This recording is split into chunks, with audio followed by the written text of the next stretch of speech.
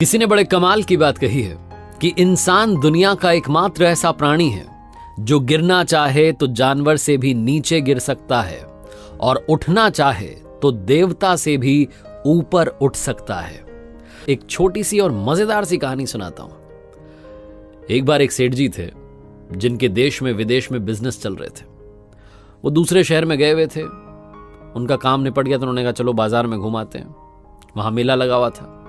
मेले में पहुंचे तो एक ऐसे बंदे से मिले जिसके पास में बंद बोतल में जिन्न कैद था और वो बेच रहा था। सेठ जी ने कहा वाह भाई ये बड़ा कमाल है। जाकर के बात की तो उस आदमी ने कहा कि साहब ये जिन्न जो है ये आप जो बोलोगे वो काम कर देगा, आपको बस बताने की देरी है। दुनिया का कोई ऐसा काम नहीं है जो ये नहीं कर सकता है और आपको लगते होंगे घंटे, ये मिनट में काम पूरा करके देगा। सेठ जी ने कहा वाह ये तो बड़ा कमाल है। सेठ जी ने पूछा कितने रुपए का है? तो उस आदमी ने कहा कि ये 1000 रुपए में आपको दे सकता हूं। सेठ जी ने सोचा बड़ा सस्ता सौदा है, काम बड़ा अच्छा है, ये जिन्न तो सारे काम निपटा देगा, मेरे इतने सारे काम अधूरे रह जाते हैं, मेरे लोग काम ही नहीं कर पाते हैं। सेठ जी ने कहा ठीक है फिर इसी बात पर लो 1000 रुपए मुझे दो। वो जिन्न जब वो आदमी दे रहा था तो सेठ जी को उसने कहा कि सुनिए साहब इसके इतने सारे गुण हैं लेकिन एक समस्या है। अगर आपने इसको काम नहीं बताया, क्योंकि ये खाली बैठना पसंद नहीं करता, इसको लगातार काम बताते रहिएगा। अगर आपने इसको काम नहीं बताया तो ये आपको ही खाने के लिए दौड़ेगा, ये अपने ही मालिक का शिकार कर लेगा। सेठ जी ने कहा ऐसी बात।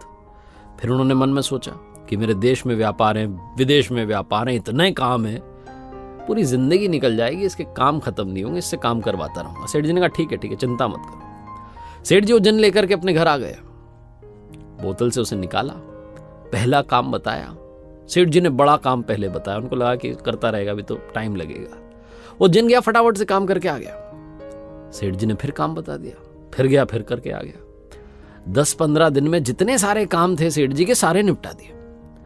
सेठ जी को समझना है क्या करूं। उन्हें वो बात याद आए कि जैसे ये खाली बैठेगा ये मुझे खा जाएगा। सेठ जी और दिमाग पर जोर देकर के काम याद करें, उसको काम बताएं, वो जाए करके आ जाए। मिनट में काम निपटा रहा था। सेठ जी का दिमाग खराब हो गया। एक समय ऐसा आ गया कि सेठ जी के पास काम ही नहीं था, क्या बताएं उसे।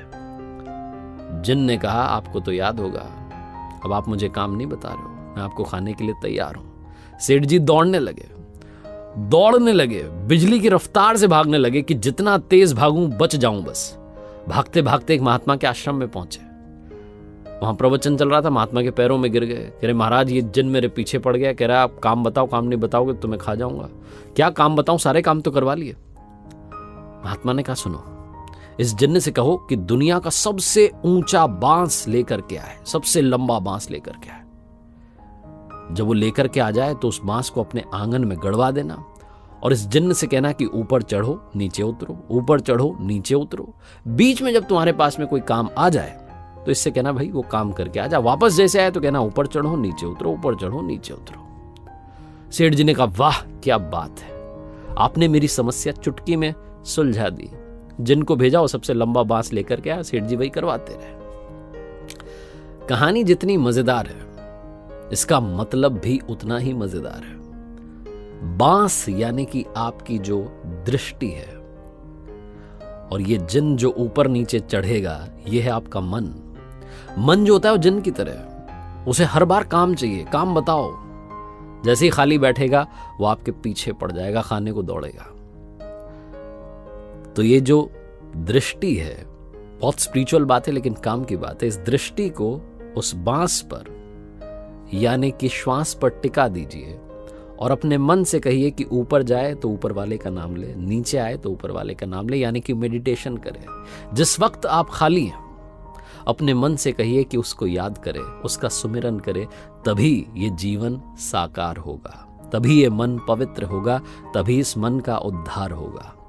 एक बार फिर से वही बात जो आपसे अक्सर कहता हूं, ऊपर वाले के आशीर्वाद के साथ, अपनी मेहनत और अपनों के प्यार के साथ कर दिखाओ कुछ ऐसा कि दुनिया करना चाहे आपके